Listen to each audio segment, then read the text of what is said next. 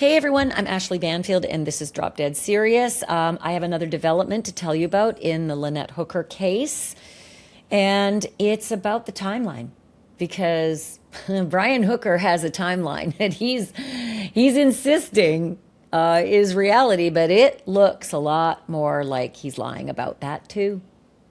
If you watched my last episodes, you will know that we broke the news that Lynette made it back to the boat. We broke the news that, I know Fox News is reporting it, but they took it from us and they didn't credit us. Okay. Lynette Hooker made it back to Soulmate. She did not bounce off the back of the dinghy. That is a lie.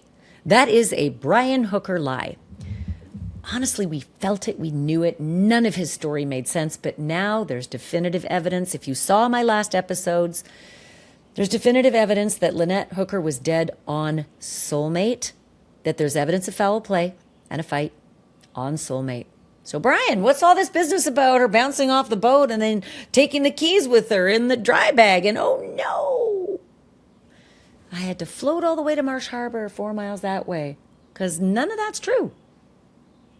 So did you fabricate some kind of a plan to float? And if that's the case, what'd you do with Lynette, your wife? She was dead on your boat, and it wasn't an accident on a dinghy. How did she die, Brian? And where is she? Because she wasn't on Soulmate. At least no one saw her, unless you were hiding her on Soulmate. And there's lots and lots of places on a keelboat, friends. I am a keelboat captain. Bad one, really lousy at it. But in another life, I captained my own keelboat, 34-foot CNC in Australia for 6 days. And I know that keelboats have so many little cubbies and hideaway lockers. And not all police officers and investigators know about those. I'm just curious. Did Brian put Lynette in one of those lockers while everybody wondered where she was? He lied about so many things, and I'm about to tell you one more thing he lied about. Timeline. Did he also lie about where she was and where he was? Because there were lots of opportunities for him to maybe get rid of Lynette's body well after we thought the emergency was over. And Lynette was maybe floating out there somewhere. Maybe he killed her, okay, but then where's the body? Where's the body? Is she floating? Was she anchored down? Was she buried on a beach? Or was she in Soulmate, maybe in one of those lockers, hiding for a later disposal date? All my concepts, Brian's not charged with anything yet. But I keep saying, with the evidence that I'm hearing, that indictment is just minutes away. Maybe weeks, I don't know, but soon. This stuff is deep, dark, ugly, and indicting. These lies he told. And now one more. I can tell you this. There are many people who are working on this case in the Bahamas and in Florida and in Michigan and in California. And I have connected to many of them. And there are other people who are tangentially connected to this case as well. And my sources tell me that Lynette was dead before 8 o'clock p.m. Lynette was dead before 8 o'clock p.m., which tells us, again, Brian, you were full of shit. She didn't bounce out of the dinghy at 7:36, which would have been Brian's timeline. We left the Abaco Inn at 7:30, and then we went around the corner and the seas got angry, my friend. And oh no, she bounced out and took the keys with her, and I was left adrift on the heavy high seas, and we got separated. All a lie. Weather was great. It was calm. It was lovely. All you need to do is just check the marine, or you could just check our video that we have put out on prior episodes of the exact area where he says the seas were so rough and they were calm as glass. And our photographs. We've shown it. Everything he's told is a lie. And now, one more lie. She was dead before 8 p.m. That's a fact. My sources are telling me she was dead before 8 p.m. The exact time, can't tell you yet, working on it. However, if that's the case and they made it back to Soulmate, what'd he do? Did he do anything? How'd Lynette die? Because with evidence of foul play on board, evidence of a fight, and she's dead before 8, oof. Oh, Brian Hooker, tick tock. I said it before, I'll say it again. I hope you had a really nice autumn last year, because I don't think you're going to see another one. Just me talking. He's not charged with anything yet. I've also got some brand new photos that I want to share with you that were given to me by Dan and Kathy Shepard. And you'll know that Dan Shepard is Lynette's dad. These are really sweet photos of Lynette and Dan, and also Lynette and Dan and Carly, his granddaughter, Lynette's daughter. Just really, I mean, it's really special to be able to bring Lynette to life, because she's not just a name. She's not just a statistic. Lynette was a wonderful woman, and she had some incredible friends and family and coworkers who love her dearly, said she was just salt of the earth. Brian, not so much. They didn't say the same about him. None of them said the same about him. They said the opposite. Dirtbag, liar, asshole, anti-establishment, mean, conniving. That's the stuff we got about Brian from everybody we've talked to. I haven't heard one person who said, he's a good guy. No, nothing. So I wanted to show you some of these really lovely pictures of Lynette. And my great thanks to Kathy and Dan Shepard for sharing them. So let me tell you a few more things. If you think about the timeline and how that factors into Lynette getting back on board. Then there's the whole idea of, why did he plan a float? Why did he plan a float to Marsh Harbour, right? And that whole 9 hours, like, yeah, it doesn't take 9 hours, y'all. Everybody we spoke with, marine experts, the Coast Guard, search and rescue. I mean, I met the Coast Guard members over there when I was in Bahamas. I mean, they were right there on the dock with me and at the Abaco Inn. And they were trying to piece this all together too. But every expert that we've spoken to says, no, it ain't 9 hours. And the captains that we've spoken to, those guys who live there, work there, boat there every day, they said, no, wouldn't take 9 hours for a dinghy. So what was his plan? And why this big story of, oh, I threw the anchor out north of Lubbers and shot off my flare? Why all that? What was Brian Hooker trying to fabricate? Because we know now there was no need to float, because they made it back to Soulmate. So all this other stuff is just horse shit. But why? What was he trying to cover up? What was he trying to get us to think? Well, maybe he was thinking of something else. Like how to get rid of Lynette, maybe? Because she's dead on board Soulmate after evidence of foul play and a fight? There's something else that is throwing a monkey wrench into this. Do you remember that photo that we got at Drop Dead Serious? Exclusive photo that we found of Lynette taking the final picture we think might exist of her, the selfie. It's a photo of Lynette taking a picture on the far left-hand side of the pool. Brian's over there on the right-hand side of the pool. Witnesses said, people who took the picture, that he looked like he was brooding, skulking, looking into the ocean, looked unhappy and angry. And there's Lynette, apparently who was dancing. So we have a still photo, but the witnesses said when they took the picture, she was dancing by herself, enjoying herself, while Brian's over there brooding on the other side of the pool. And one thing that really stood out, other than those details, which are big, was the watch that she was wearing. Because you can clearly see this powder pink band on her wrist as she's taking that photo. Some people said, what about a tan line? No, she didn't have a tan line like that. That's an insane tan line, right? That was an Apple Watch. And her daughter Carly said she had a powder pink Apple Watch. So we imagined that when an Apple Watch was seized on board the boat, oh my God, that must be her Apple Watch. She made it back to the boat. But now we are learning there may have been two. May have been two Apple Watches. And that Apple Watch on her wrist at the pool may still be with her body, which tells me Apple Watches have so much information. They can tell you when you die. They can tell you when your heart stops. They can tell you when you're agitated. All this stuff is recorded. All of it. My heart rate is being recorded right now as we speak. And if I fall on the floor, I get a message saying, are you okay? We detected a hard fall. Should we call 911 for you? Oh my God. The amount of information that her Apple Watch, were it still on her wrist when she got back to Soulmate, could be enormous.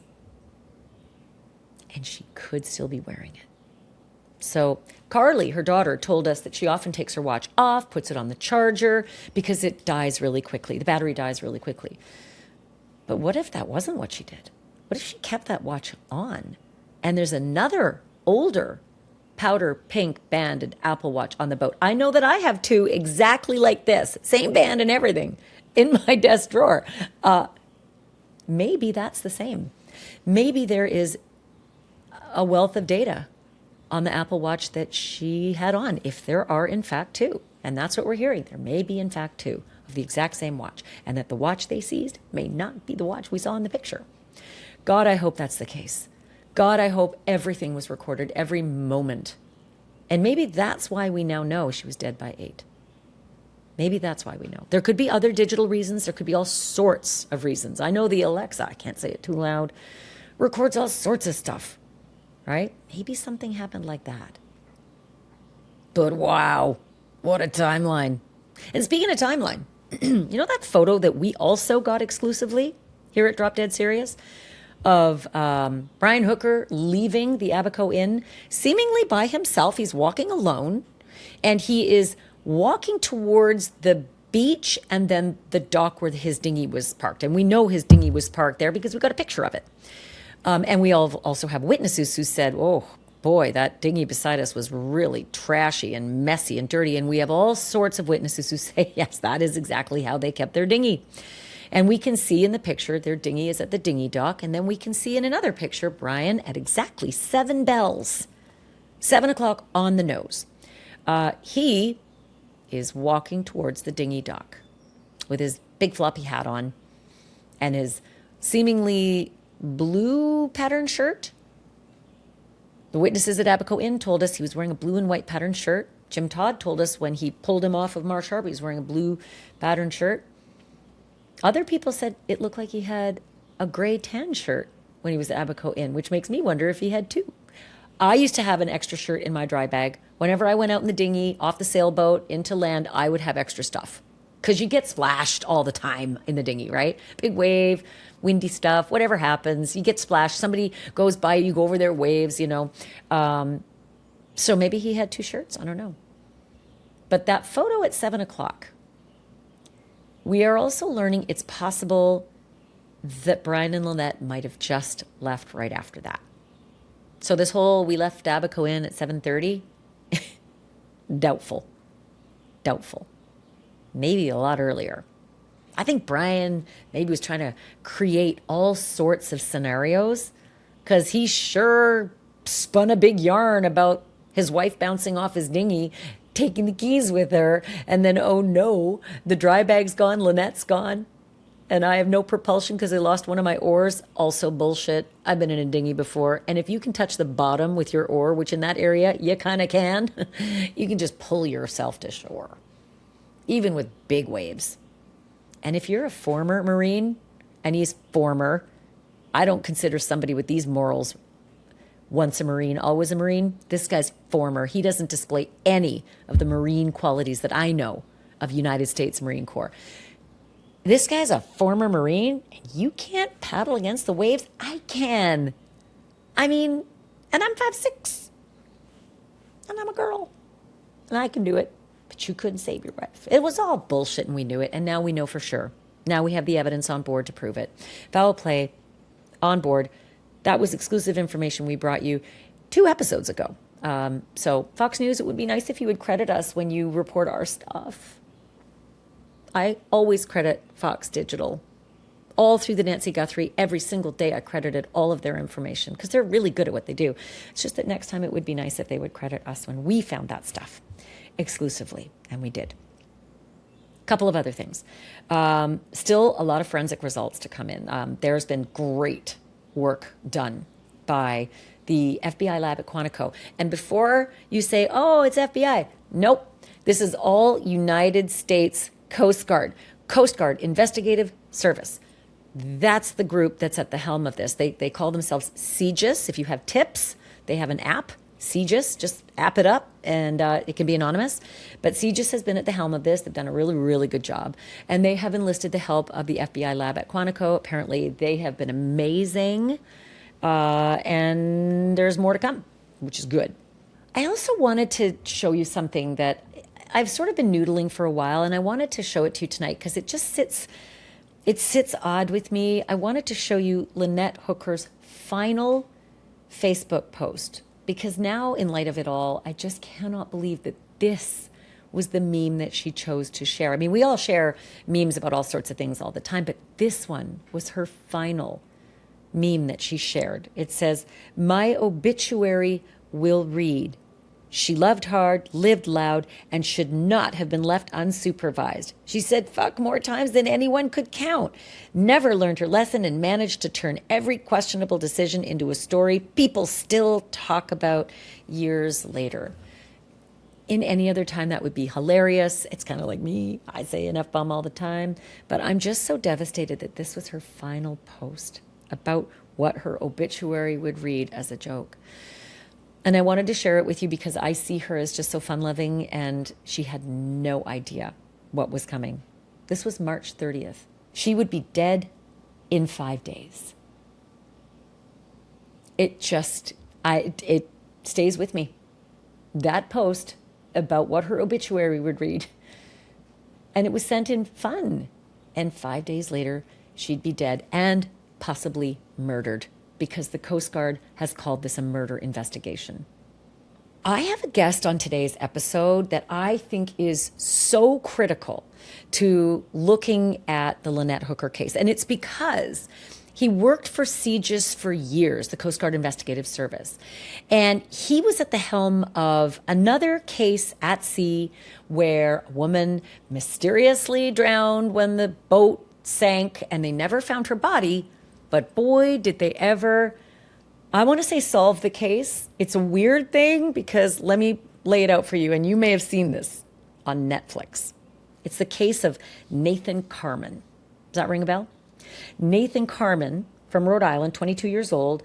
Back in 2016, he was rescued from a life raft, and it looked like a miraculous rescue because he had been at sea, he said, for 7 days. Went out on a fishing trip with his mom, Linda, and then the boat sank, and he got to the rescue raft, and she didn't, and 7 days later, he's rescued.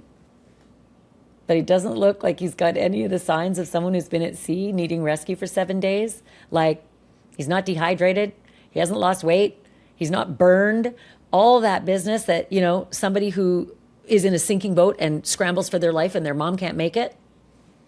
And so they knew something was up. And eventually, Nathan Carman was charged. 8-count federal indictment. CGIS. They helmed this case. Murder on the high seas. Murder on the high seas for allegedly killing his mom. But then he was also charged with mail fraud and wire fraud and a whole bunch of related fraud counts. They said this whole murder of his mom was a fraud to get the money that he was due from his grandfather, and inheritance. The money, big money, was supposed to come from his grandfather, down to his mother, and then eventually down to him. But with mom out of the way, he gets all the money from granddad. Now, the granddad thing is interesting too, because granddad died mysteriously. Gunshot. That was in 2013. John Chakalos. I might be pronouncing it wrong. But that was a mysterious death as well. And the suspicion is that Nathan probably did that one too. So they had him arrested, and they were getting ready for the federal trial, and wouldn't you know it, Nathan decided to take his own life in jail. That happened in 2023, before he could be tried for mom's death. Now, why would he do that? All signs pointed to the fact the feds had this, right? All signs pointed to the fact that the jig was up, that they had him dead to rights. But my question for the lead agent from CGIS on this case was, without a body, what were all the things you did to get the evidence you needed in order to get that 8-count federal indictment? Because something tells me there may be similarities in the Nathan Carman case, headed by CGIS, and the Lynette Hooker case, headed by CGIS. And the lead detective on that case is Eric Gempp. He's retired now. But Eric was in law enforcement for 26 years. He did 5 years in the Secret Service as well, and then did 21 years with CJIS. So he knows a thing or two about murder on the high seas. Because if that's what we're dealing with Lynette Hooker, murder on the high seas, I can see a lot of parallels between these two cases. And now I want to know what the parallels are, maybe in the investigation. It's a bit of guesswork, but it's guesswork coming from the smartest people in the room, and that's Eric Gemp. And one of the key things that Eric Gemp and his team at CJIS did when they rescued Nathan Carman from this 7-day miraculous, I guess, float after mom died and the boat sank, crisis, was they decided to enlist the Coast Guard's search and rescue team, the SAR team, right? And they mapped out all the probable areas where Nathan and Linda had gone fishing, right? And then they developed this whole drift scenario. Because if your boat goes down and you're in a life raft and you're just drifting without propulsion, there are ways to find out if you landed in the place you should have landed. So they mapped out the drift scenario with their computer programming tools based on the wind and the ocean currents, and then it gave them a probable search radius. And we know that that happened in the Lynette Hooker case. It happened early with just ballparking, and it seemed a little off. At first it seemed on, and then it seemed off when more data came in. And we know it happened in the Nathan Carman case as well. But there's so much more they did. There's so much more forensics that they were able to get. And I think in the Brian Hooker case, there's a possibility of premeditation. Because if she's dead on the boat by 8 p.m., you got to have a plan, and you got to execute that plan. And it seems like things were executed pretty well if, in fact, he killed her. I'm not saying he did. He's not charged with killing her. But I think he's going to be, based on everything we're seeing. When I talk about prior statements and premeditation, I think about what Lynette herself said to her friend Rachel and said to her mother Darlene about an attack that she alleges happened at the hands of her husband Brian Hooker. This happened over a year ago. And what Lynette told mom and friend was that Brian had strangled her into unconsciousness, that she had heard her neck crack and had her back thrown up against a part of the sailboat that was really hard. I think the back area where you'd sit outside. And that the next day, when she was packing her stuff to leave, Brian Hooker said to her, and I'll quote, "I should have finished the job and thrown you overboard," is the allegation that Lynette made to her friend and to her mother. Contemporaneous reporting about this alleged attack, that this happened, she photographed bruises, saying, "I just don't want this to happen again. This is a reminder to myself. These bruises are a reminder to myself to not let it happen again. But I should have finished the job and thrown you overboard," she says, was the statement that was made to her by her husband the day after this alleged attack. Not, "I'm so sorry, I don't know what came over me." Not that. Even that isn't good enough. But "I should have finished the job and thrown you overboard." Those are the kind of statements that make you wonder, she did end up, in his words, overboard. I don't think that's what really happened. Was it premeditated? But I want to talk with Eric Gmp because, again, smartest guy in the room, and he knows a thing or two about murder on the high seas, and I keep wondering if that's what we're dealing with. So here's my conversation with Eric. Eric, thank you so much for joining me on Drop Dead Serious. It's good to talk to you because, honestly, you're the smartest guy in the room when it comes to murder on the high seas. You've literally gone through a case with no body, with a woman who went overboard or went down with the ship, and you had stories told to you by somebody who was alleged to have lied about everything. I wanted to get your initial reaction to this reporting that we've received on Lynette Hooker, that she died on board Soulmate. She didn't bounce off the back of the dinghy. So this is the first time that I'm hearing that. And I think it's pretty interesting, and an interesting development. I'm sure the investigation is, obviously currently ongoing. But my thought on that is, with all of the conflicting stories that have been presented so far, I don't think I'm terribly surprised by that, by the statement, and by that finding. Were you ever able to question Nathan Carman? Because I'm always curious what someone says before he or she realizes, oh dear, I'm a suspect. We never had the opportunity to interview Nathan. We were prepared to interview Nathan the day he was arrested. But at that time, when we identified ourselves and the reason that he was being arrested, he chose not to be interviewed and requested his attorney.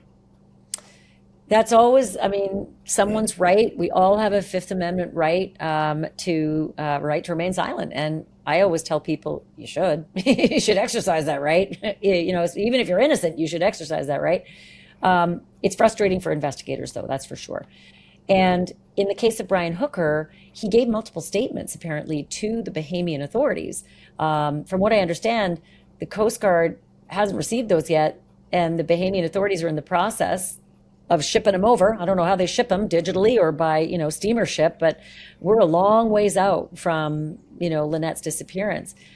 But those initial statements to the Bahamian authorities are going to be gold, aren't they?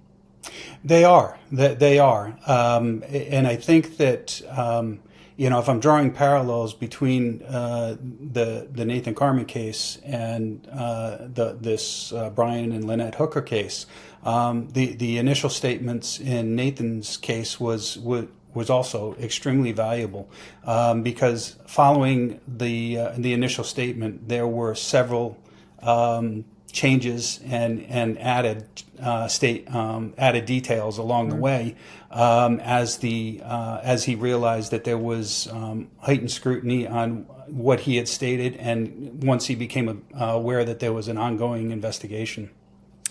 So he must have spoken to the rescuers, right? Like, if your story is, I'm a victim, help me, rescue me, I've just been through tragedy, it is only natural that you are speaking to your rescuers and then speaking to any other responding authorities. In those particular comments, what did Nathan say or do that raised the spidey senses of the people who may have initially smelled a rat? So the largest thing that sticks out to me. So when Nathan was rescued, he spoke to the crew on the Orient Lucky. That wasn't really in detail about what had transpired and how the boat had sunk. While he was on the Orient Lucky transiting back to Boston, he had contacted his aunt, and that was what I would consider sort of the first statement that he makes to a family member about what had transpired. And in that statement, he told his aunt that the boat had sunk at night. And that was the initial statement that we were operating on, because it's the first time that we had heard from Nathan during that time. Other than he also spoke to the District 1 Command Center at the time of his recovery. But once he made it back to Boston, he ended up being interviewed by 3 Coast Guard members, and that was called a SAR debrief, search and rescue debrief. And that was ordinarily something that that the Coast Guard conducts, and that's really a best practices type of interview. What can we do better? Because the Coast Guard, during the 8-day time frame that Nathan was missing, searched 64,000 square nautical miles, and that that number might not mean anything to anybody, but when you overlay that, that's virtually all of New England. So, and when the best in the world for search and rescue doesn't find what they're looking for, that raised a question for me. But when we found out that he mentioned that he had first sunk at night, like I said, when he told his aunt, and then the story changed a few days later that he had sunk midday. That was a big change in story. And that was maybe a couple of days later. So there was an opportunity to, what I believe, an opportunity to reflect and begin to realize that there was some scrutiny that was being placed on the validity of his story. Well, it's incredible. Obviously, what he said originally was untrue. And what he said next may have been the truth or may have been untrue, but you can't have both. So one of them was an untruth. And in the case of Brian Hooker, we now have a colossal untruth. It's a lie. It's just a flat out lie. You can't possibly have floated off to Marsh Harbour with no propulsion because Lynette bounced out of the dinghy with the keys, right? And we can't possibly have Lynette bouncing out of the dinghy with the keys because Lynette was dead on board Soulmate. So they made it back to that boat. So an untruth, that colossal. Is that the whole ball of wax? Is that like hook, line, and sinker? Like use any expression you want, but is that the kind of thing where a jury says, you're the kind of liar who looks like he did kill his wife? I don't believe that's the end all be all. I think that is just one statement, and certainly you do have to back that up with additional evidence.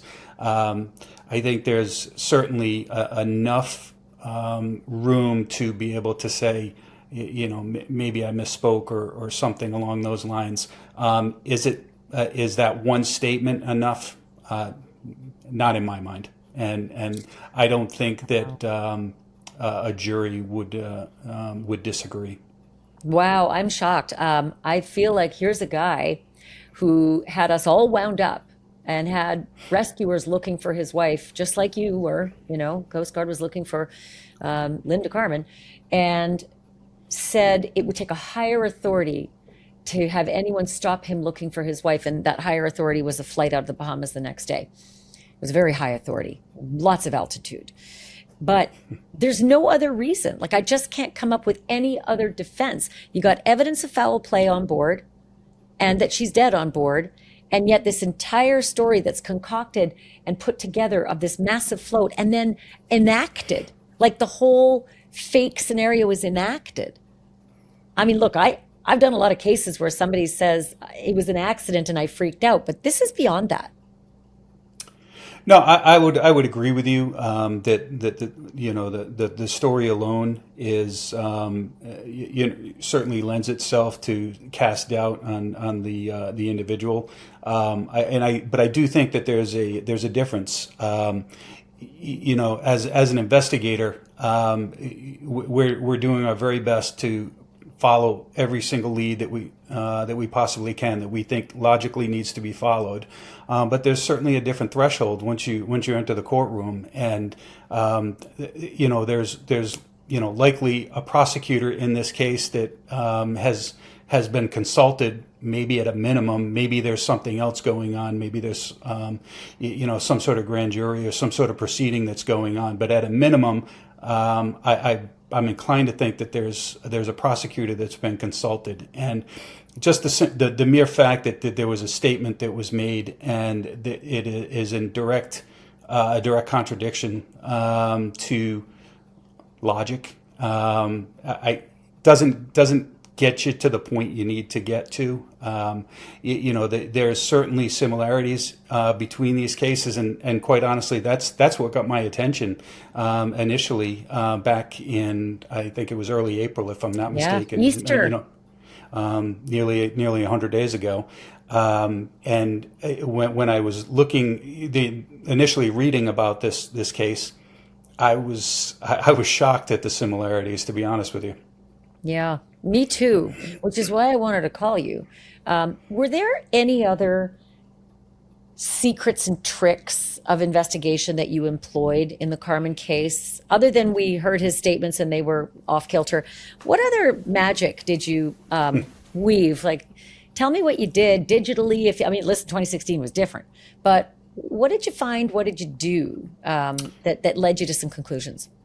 So I think right up front there was no magic. This was just built. This case and the success of this case was built on partnerships with our local and federal law enforcement, the FBI, and the South Kingstown, Rhode Island Police Department, and it was literally interviews, a tremendous amount of computer examination, computer forensics, reviewing mountains of data. So tell me about that, because that's really what I'm getting at. Like, what kind of forensics, digital, computer, data, all of that, what kind of forensics did you zero in on that really gave you the smoking gun? Well, quite honestly, we never had the smoking gun. Again, this was a case. The Carman case was built on breadcrumbs, is how I've always phrased it. It was just incremental pieces of the puzzle that were slowly coming together. And in our case, what we did is we had seized a number of electronics, computers, cell phones, and we began to forensically extract the data from those and review the data. And there was, and that included emails, going back as far as we could get the emails on these, whatever piece of equipment was being examined. Cell phones, the same thing. Text messages, photographs on the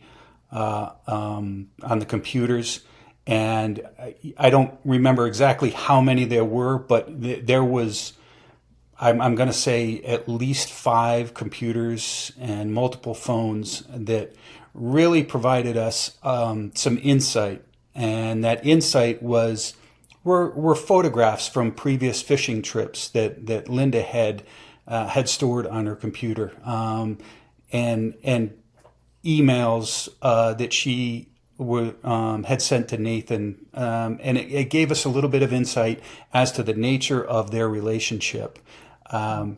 So, while this is going on, we are also what I would consider rebuilding Nathan's life to the extent that we can. We were serving process for financials on different institutions. We were examining his spending history. And one of the most important things we did was create a timeline, and we were trying to determine if there was a pattern of purchases associated with the timeline. But more importantly, it gave us a little bit of insight initially as to what his paths of travel were, to see if there were any patterns. But what we noticed, certainly in August of 2016 and September of 2016, noticed some purchases that were just really what I considered out of the ordinary. It was multiple anchors purchased during that period of time, a desalination device for that would have been on the boat to have fresh water if you're underway for an extended period. A number of fishing tackle items, but nothing that would have led you to believe that he was going to be prepared to go offshore tuna fishing. Once we began to review the photos, in particular photos that we had obtained from the South Kingstown Police Department following the seizure of Nathan's pickup truck and having it be impounded, we noticed that there was a bucket of eels in the truck, and eels traditionally would have been used as bait. And if these were left behind, what are you going to use for bait? So I started this list of just things that may have had a place at some point, but weren't making sense to me in the sequence, because Linda and Nathan had left at night. They were if they were planning to go offshore, if Nathan was planning to go offshore, there's certainly things that he should have had on the boat that he didn't have on the boat: ice, food, change of clothes, because he was an inexperienced boater. And as the investigation unfolded pretty rapidly in that 5 days, or 7 days, while as that investigation unfolded in that 7 days that he was missing, there were just more questions than answers. In particular, we found out at that point that Nathan had been also cut out of Linda's will during that time that he was missing. So these items that we were discovering became cumulative, and there was just. He had an opportunity to speak to us if he wanted to after he was rescued, and his attorney did not permit that. And that was unfortunate because he was rescued in late September of 2016. He met with the SAR debrief team when he returned to Boston. His attorney permitted him to be interviewed by the detective from South Kingstown, Rhode Island Police Department, but not me. And after that, that was the last time we would have had the opportunity to interview him until he was arrested. But the SAR interview and the police interview, that must have been at least a wealth of information for you. Very valuable. Certainly both of them, but for different reasons. The SAR interview began to lay out the timeline and what I would consider an official statement of a change in story, because when he first, like I said earlier, when he first spoke to his aunt, he said that he and Linda had sunk at night. When he spoke to the SAR debrief team, he said that he sunk midday on the 18th, and that really stood out to me because if he was clearly not telling the truth to one of the people, and he clearly was not telling the truth either to the Coast Guard or his aunt. We didn't know which one at that time he wasn't telling the truth to, but what we did know is we had a significant deviation from his story, from his initial story. If Lynette is never found, or Lynette's remains are never found, a lot of people say no body, no case, and that's just not true. You're living proof of that. Was that a huge hindrance to your case that you never found Linda? Absolutely. It was a huge hindrance to the case that we were unable to find Linda and or the boat. But it did not deter us because we realized that at a minimum, the boat is probably in somewhere around 7,000 feet of water, and the likelihood of finding the boat was not something that we were hopeful. We just didn't have the resources, and the ocean is just so vast that there was just not be any way that we think we could pinpoint. We think we know where Nathan was based on his statement he provided in December of 2016. He said he was in an area called Block Canyon, out on the continental shelf. And at that point, we had a known location, but he was rescued a significant distance east of the location that he said where the boat sunk. With all the drift analysis that was provided to us by the Coast Guard and the experts, there's no way that he would have drifted west when the drift would have taken him further east towards New Jersey.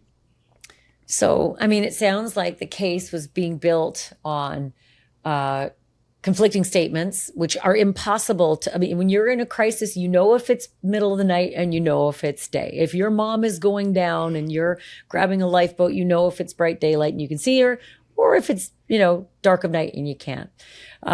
So that's really hard to explain away to a jury, right? Can't just say, oh, it was a couple of hours, I was mistaken. No.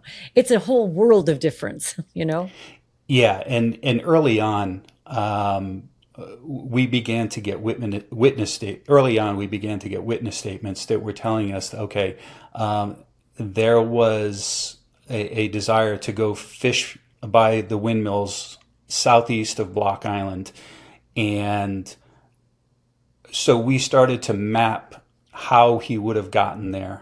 And there's only two ways that he could have gotten there. You're going to go down the east side of Block Island, or you're going to go down the west side of Block Island. One statement that he provided, he said he went down the east side of Block Island. Another statement, he said he went down the west side of Block Island. Oof. So, and that's not a Small, that's not an oversight. Small discrepancy. That's not an oversight. That and also the drift patterns. I mean, this is just good, hard science that that couples with somebody's inability to keep a story straight. And I keep wondering about Brian Hooker and the things that he's told to the Royal Bahamian Police Force. They haven't forwarded those statements yet to CJIS. I'm under the understanding that they're in the process of doing so. So I highly encourage them to speed up the process, since we are 90 plus days since her disappearance. And those critical statements are going to mean the world to CJIS, I'm sure, especially since they have found so much that is inconsistent, so much of his story that's a lie. I really want to know what he said to the police. Yeah, those statements are going to be key that the Bahamian police are going to provide. Those are first observations, early observations, and those are going to be key. Why it's taken so long is pretty astounding. It seems like there's, I don't know the reason behind it, but I do know that when those statements get in the hands of CJIS, that's going to be I don't know that I would call it a game changer, but that's certainly going to be something that fills in the blanks along the way, because right now they're operating on many unanswered questions. There's a big difference between 2016 and 2026 when it comes to digital forensics and Apple Watches and cell phones and triangulations, even Starlink and internet. And I would imagine that there's even better marine technology. What do you expect CJIS is doing in order to nail down this case against Brian Hooker? I think there's several different things going on. I think they're still probably attempting to identify people that need to be interviewed, maybe some witnesses that they haven't discovered yet, or haven't been spoken to yet. I think that there's certainly this computer forensics component that is going to really also fill in the timeline. This the advance in technology, like you mentioned, is going to be a critical point, because whether it be the Apple Watches or the Starlink, or if there's any surveillance cameras on the boat, any electronics from the boat. I imagine that some of the equipment on the boat has some type of redundancy, electronic redundancy on it, that you be able to get additional information on. And this is all about filling in a timeline, and creating a picture, if you will. And I think that while, yes, 2016 is different, and the advancement in technology is a world of difference, the process doesn't change. They are in possession of electronics. These electronics hold a massive amount of data, and to extract the data and then review the data takes really a large amount of time if you're going to do it correctly.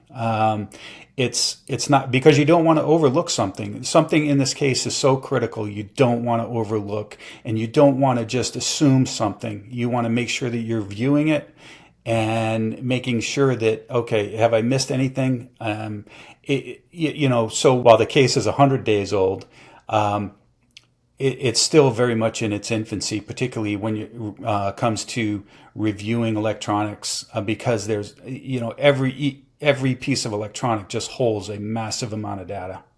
And it's a ripple effect. Everything it has can cause brand new warrants, and that process isn't quick either. And when it comes to a federal case, I've tried to mention on the podcast multiple times, it's different than state cases. You get to probable cause usually at the state level, and you arrest and you hopefully withhold bail if it's a murder, and then you build the case for the next 2 to 3 to 4 to I've covered one after 10 years. Feds are a little different. You guys front load all of that work before you get to an indictment and arrest, and then you're ready to go to trial within months. Yeah, and the federal cases are generally different because of the speedy trial clock. When the cases are front loaded, so the government is assured that they are ready to go with a prosecution. The state cases operate a little bit differently. In the end, the goal is to hopefully gain a conviction, but the federal cases do front load the investigation and make sure that that if the date that the individual is arrested, the government is prepared to go to trial. Do you think there's any massive similarity in terms of what CJIS investigators are doing right now to pin down what happened to Lynette and why Brian Hooker may have killed her? Because this is a murder investigation. And your investigation, what happened to Linda Carman? Do you think there's something particularly that's very similar in how you guys are attacking these cases? I do, from a foundation standpoint, and I think there are a number of similarities. And it might not be a contributing factor from an evidentiary standpoint, but you've got a spouse and a close family member whose sudden disappearance at sea in both cases. Only truly one witness in each case who was on the boat at the time of the disappearance, or in the Carman case, the time the boat sunk. The questionable narratives that have been provided and the changing narrative both provided implausible explanations of what took place. And for me, in the Carman case, that was something that really stood out to me. For Nathan, the implausible explanation started with how the boat sunk. And the boat sunk bow first and suddenly sunk. And when he surfaced, the life raft was already deployed. And late in the investigation, we identified that sequence that he provided was just completely implausible. And I believe Nathan and Brian never anticipated federal law enforcement, more specifically CJIS involvement, and they never anticipated that this case would garner as much attention by a United States federal law enforcement agency.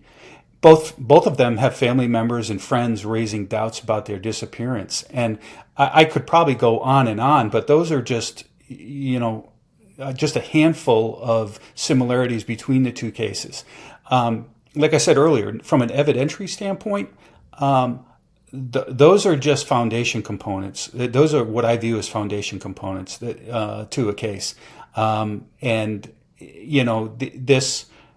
Brian's story that he was never going to leave the island, or it would take an act of God or higher power, right? And he's an atheist too, by the way. He's an atheist, and he's calling on a higher power. It would take a higher power for him to leave the island, and given the opportunity, he knows no sooner given the opportunity, and he left the island. And I think that while not truly an evidentiary item, I think it speaks volumes to the individual, and I think it speaks volumes to the case. Where it fits in the case, I don't know where it fits in the case, but it's just one of those things that is not doesn't seem like it's a natural response to the Right. situation. You can explain away a couple of behaviors, but you can't continue to explain all of your behaviors and your inconsistencies and your lies and your, fleeing the country and lying to the press about it.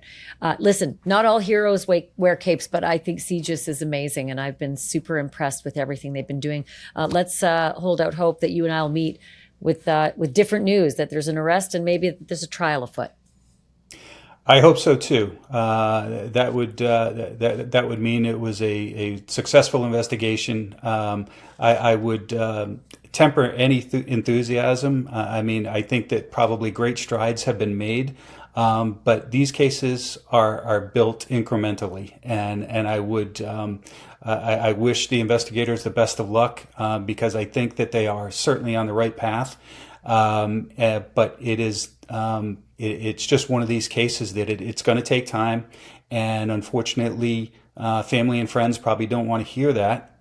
But that's the reality of it.